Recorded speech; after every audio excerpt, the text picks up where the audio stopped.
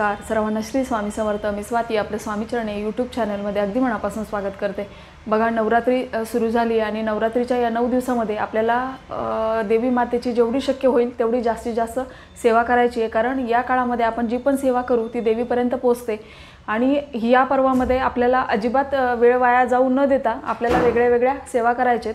तर त्यातील एक अत्यंत प्रभावी सेवा ती म्हणजे हवन। हे आपल्याला घरच्या घरी कसं करायचे, अगदी ती कमी वेळेमध्ये होणारी ही सेवा आहे। पण हे हवन आपल्याला प्रत्येकाच्या घरामध्ये करायचे, कारण बघा, जिथे हवन होतं तिथे नकारात्मक ऊर्जा नष्ट होते आणि सकारात्मक ऊर्जा वाढायला लागते। त्याच्यासाठी जी सामग्री मी व्हिडिओमध्ये सांगणार आहे ती आपल्याला जवळच्या पूजा साहित्याच्या दुकानामध्ये सर्व सामग्री अगदी सहज उपलब्ध होते।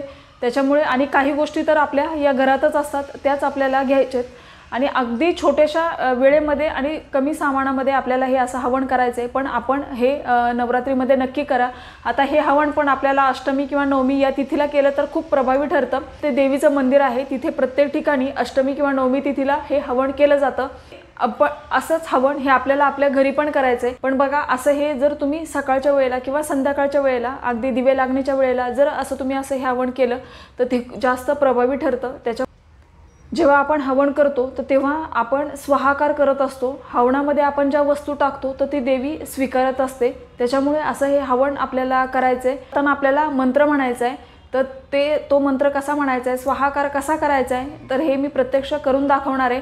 हवन आपल्याला प्रज्वलित करताना कुठली काळजी घ्यायची हे पण व्हिडिओमध्ये सांगणार आहे। आणि बघा, आता आपण कुठलीही नवरात्रीमधली सेवा करतो, मग कुंकुमार्चन असू किंवा हवन असू, तर आपल्याला सौभाग्य अलंकार घालायचेत। शक्य झालं तर साडी घाला आणि जर तुम्ही ड्रेस घालून हवन करताय तर डोक्यावर नक्कीच ओढणी घ्या। आपल्याला कुठलीही सेवा करताना ही अग्नीच्या साक्षीने करायची। आपल्याला आपल्या हातामध्ये बांगड्या असाव्या, गळ्यामध्ये मंगळसूत्र असावं, पायामध्ये जोडवे असावे आणि शक्य झालं तर साडी घाला। साडी घालणं शक्य नसेल तर ड्रेस घाला आणि डोक्यावरती आपल्याला ओढणी घ्यायची आहे। केल्याने घरामध्ये भरभराट येण्यास सुरुवात होते। जे पण हवन आपण केल्यानंतर त्याची जी रक्षा उरते तर ती आपण सर्वांनी आपल्या कपाळी लावावी आणि नंतर ती आपण तुळस सोडून कुठल्याही कुंडीमध्ये ती टाकू शकतो।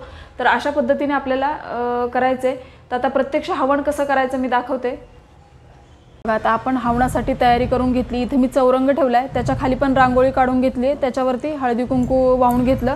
आता इथे रांगोळी काढली, त्याच्यावर हळदी कुंकू व्हायला आणि इथे मी खाली वीट ठेवली आहे आणि त्याच्यावर हे हवन कुंड ठेवलंय। कारण बघा, हे थोडंसं गरम होतं, असं डायरेक्ट पाटावर ठेवू नका किंवा तुम्ही जमिनीवर जरी वीट ठेवली आणि त्याच्यावर हे हवन कुंड मांडलं तरी चालेल। याच्यामध्ये थोडीशी मी माती घेतली आहे, तुम्ही वाळू किंवा माती वापरू शकता। आता आपल्याला एक काळजी घ्यायची आहे की आपल्याला जर असा हवन कुंड नसेल तामण पण तुम्ही वापरू शकता हवन करण्यासाठी।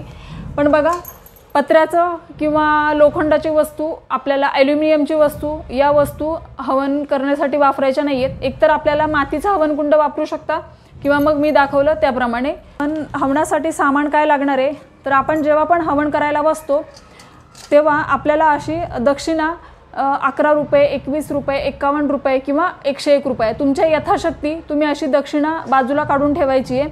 आणि ही दक्षिणा आपल्याला मंदिरामध्ये दान करायची आहे, दानपेटीमध्ये, किंवा तुम्ही एखाद्या गुरुजींना पण देऊ शकता। आता इथे मी पांढरे तीळ घेतलेत। आपल्याला हवनासाठी पांढरेच तीळ लागतात, हे असे तीळ घ्यायचेत। शुद्ध गाईच्या तुपाचा दिवा घेतला, हे जव असतात हे घेतलेत, अखंड तांदूळ घेतले आणि हवन प्रज्वलित करायला कापूर घेतला। इथं शुद्ध गाईचं तूप घेतलंय आणि इथं तांदळाची खीर घेतली आहे। या तांदळाच्या खीरीला खूप महत्त्व आहे, तर तुम्ही नक्कीच अशी खीर घ्या। एक माचीस लागेल। नंतर गाईच्या शेणाच्या गोवऱ्या आहेत, या समीद आहेत। नवरात्रीच्या या 9 दिवसामध्ये नक्कीच हवन करा। जरी तुम्ही याच्या आधी केला नसेल तरी तुम्ही हवन हा करायचं आहे। हे कुणी करू शकतं, याच्यासाठी तुमच्या घरामध्ये घटस्थापना झालेली असावी किंवा अखंड दिवा चालू असावा असं काही नाही आहे। हे अगदी कोणीही करू शकतं। हा हवन सामग्रीचा पॅकेट आपल्याला कुठल्याही पूजेच्या दुकानामध्ये मिळून जातं। तर असे हे आपल्याला पॅकेट घ्यायचं आहे, हे बऱ्याच दिवस चालतं। तर असे एक पॅकेट आणा। आपल्याला स्वतःला हळदी कुंकू लावून घ्यायचं आहे आणि घरातले जेवढे पण लोक आहेत तेवढे सगळ्यांनी मिळून एकत्र शक्य झालं तर हवन करा। आता जे पण लोक आहेत त्यांनी बसायला सगळ्यांनी आसन घ्यायचं। आता आपण इथं शुद्ध गाईच्या तुपाचा दिवा लावून घेतला। आता दिव्याला आपल्याला हळदी कुंकू लावून घ्यायचे। दिव्याला एक पुष्प अर्पण करा। आता दिव्याला नमस्कार करा आणि दिव्या दिव्या दीपककार काणी कुंडल मोतीहार दिव्याला पाहून नमस्कार। इथं गाईच्या शेणाच्या गौऱ्या ठेवल्या आपण, अशा समिधा ठेवून घ्यायच्या। बघा आपल्याला हवनला इथं हळदी कुंकू व्हायचे। आता मी इथं हवन कुंड ठेवलाय, त्याच्या खाली पण हळदी कुंकू व्हायलं आणि इथे हवन कुंडाला पण आपल्याला हळदी कुंकू लावून घ्यायचे आणि नमस्कार करायचा। घरातल्या सर्वांनी नमस्कार करा। आता आपल्याला हवन प्रज्वलित करताना तो माचीसने करायचा नाहीये, तर कापराच्या वड्या घ्यायच्या, त्या याच्यामध्ये टाकायच्या, थोडंसं तूप टाकायचं आणि हा जो दिवा लावलाय त्याला आपण कापूर लावणार आहोत आणि मग हवन प्रज्वलित करणार आहोत। तर ही गोष्ट नक्की लक्षात घ्या। तर बघा इथं कापूर लावून मग आपण असा हवन प्रज्वलित करायचा आहे। आपण सामग्री याच्यामध्ये हे जे पॅकेट आहे ते हे थोडंसं प्रज्वलित झालं की मग आपल्याला असं हे घालून घ्यायचे, प्रज्वलित होऊ द्यायचे आणि मग आपल्याला स्वाहाकार करायचा आहे। बघा आपण जेव्हा पण हे असं हवन करतो आपल्या घरामध्ये तर याच्याने खूप सारे फायदे आहेत। आता आपल्याला याच्यामध्ये ज्या पण मी सामग्री दाखवल्या त्या आपल्याला याच्यामध्ये घालताना आपल्याला स्वाहा म्हणायचे, ही गोष्ट खूप महत्त्वाची आहे। आता आपल्याला पहिल्यांदा अग्निदेवतांना आवाहन करायचे, तर असं म्हणायचे, हे अग्निदेवता तुम्ही माझ्या हवनामध्ये उपस्थित राहा आणि अग्निदेवतांचा मंत्र 11 वेळा म्हणायचा आहे। मंत्र असा ओम अग्निदेवताय नमः, ओम अग्निदेवताय नमः। हे झाल्यावर आता आपल्याला गणपती बाप्पांना आवाहन करायचंय।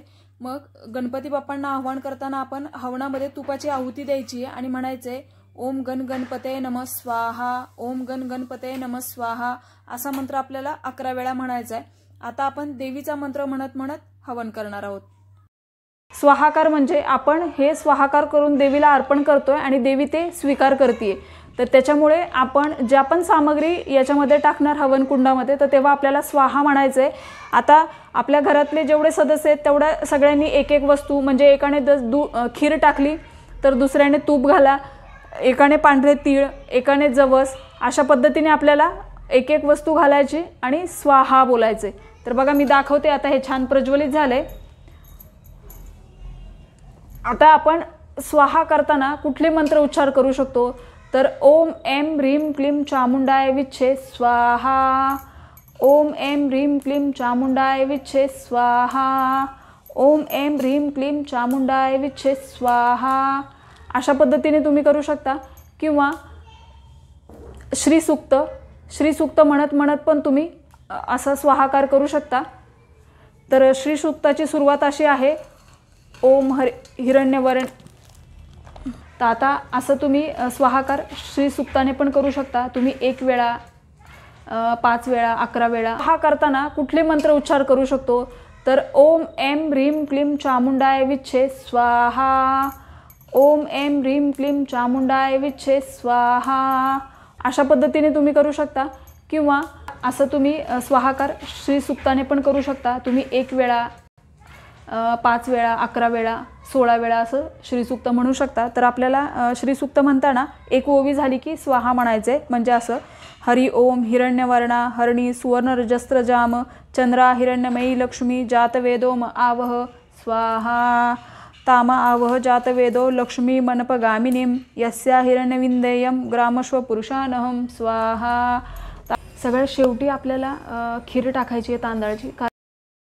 तर असं हे हवन आपण प्रत्येकाने करा, याने घरामध्ये नकारात्मक ऊर्जा नष्ट होण्यास मदत होते, घरामध्ये आनंद भरभराट येते। तर ही छोटीशी माहिती जी मला तुमच्यापर्यंत पोहोचवायची होती। माहिती आवडली असेल तर व्हिडिओला लाईक करा, शेअर करा, सबस्क्राईब करा।